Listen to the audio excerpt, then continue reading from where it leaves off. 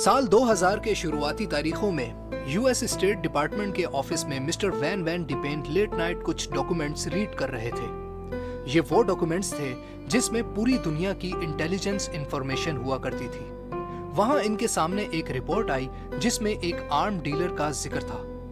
उस वक्त तो उन्होंने इतना गौर नहीं किया इस बात पर, उन्होंने इसे छोटा मोटा आर्म डीलर समझकर नजरअंदाज कर दिया। मगर इन्हें फिक्र तब हुई जब 2006 में ईरान के पास बैलिस्टिक मिसाइल्स बनाने के लिए शिपमेंट आई, और ये शिपमेंट उसी आर्म डीलर की तरफ से भेजी गई थी जिसको मिस्टर वैन वैन डिपेन ने नजरअंदाज कर दिया था। उसके बाद वो आर्म डीलर FBI की लिस्ट में टॉप पर था।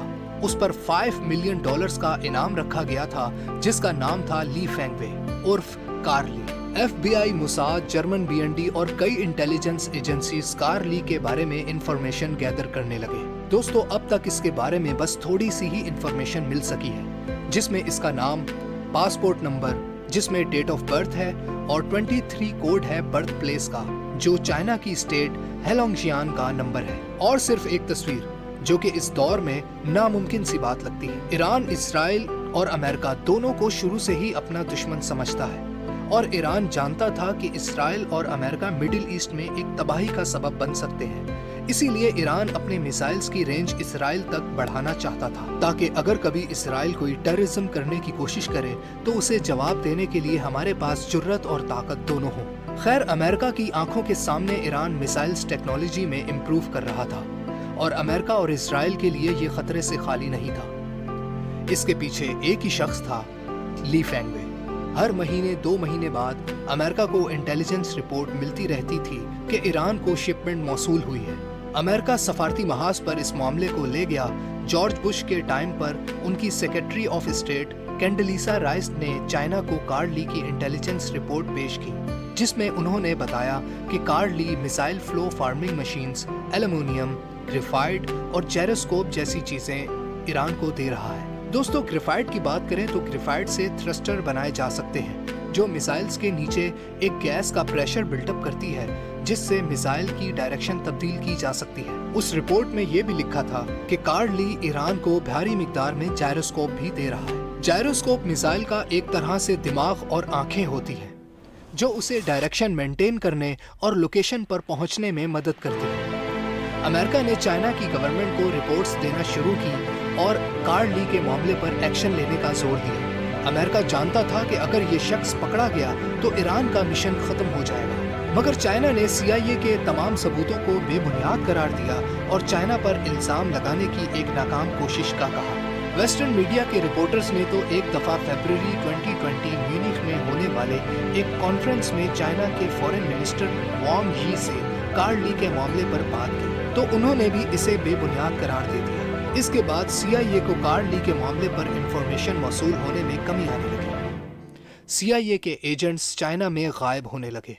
ईरान को सिर्फ ली फेंगवे ने मिसाइल्स टेक्नोलॉजी फराम नहीं की, बल्कि नॉर्थ कोरिया भी इसमें शामिल है, जिसने ईरान को मिसाइल्स की रेंज बढ़ाने में मदद की। मगर ली फेंगवे के साथ इस बिजनेस से पहले मिसाइल्स की रेंज इतनी ज्यादा नहीं थी। अगर हम ईरान के मिसाइल्स टेक्नोलॉजी की बात करें तो फतेह 1, जिसकी लेंथ 8.6 मीटर और रेंज 300 से 500 किलोमीटर की रेडियस तक महदूद है। उसके बाद है शहाब 1, 8.8 मीटर, इसकी रेंज 300 किलोमीटर तक की है। शहाब 2, 10 मीटर, इसकी रेंज 500 किलोमीटर तक की है। कयाम 1, 11 मीटर और 800 किलोमीटर तक की इसकी रेंज है। जुल्फिकार 13 मीटर का है और 700 किलोमीटर तक पहुंच सकता है। शहाब 3 15 मीटर और 1300 किलोमीटर तक पहुंच सकता है। खोरम सहर 15 मीटर और 2000 किलोमीटर तक पहुंच सकता है। गदर 17 मीटर 2000 किलोमीटर तक पहुंच सकता है।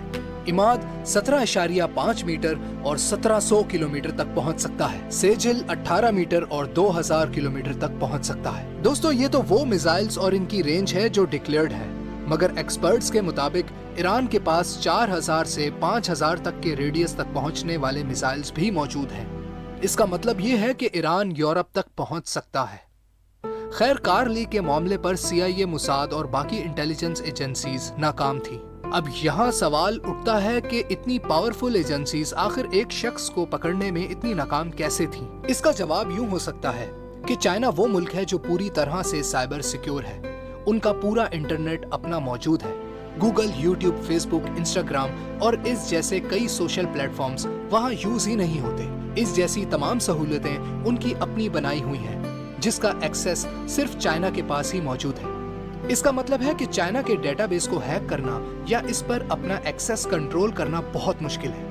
शायद इसीलिए CIA और बाकी एजेंसीज कार्ड ली को पकड़ने में नाकाम थी। काफी मेहनत मजीद करने पर बस इतना और पता लगा कि कार्ड ली बहुत सी कंपनीज रजिस्टर करवाता रहा है जो कि फेक होती थी, डिफरेंट आईडीज से ईमेल करता था और उसके नेटवर्क में ईरान नहीं था बल्कि अफ्रीका की कंट्रीज, ब्राजील और पूरे वर्ल्ड वाइड में ट्रेडिंग थी। दोस्तों, अमेरिका और इजराइल जिस मुल्क को दुनिया के लिए खतरा करार दे रहे थे और पूरी दुनिया को उसके खिलाफ भड़का रहे थे, उस मुल्क पे सैंक्शन भी लगा रखे थे। असल में वो मुल्क इनके वो तमाम काली जराइम से वाकिफ था, इनकी बदमाशी और शैतानी चालों से बाखबर था।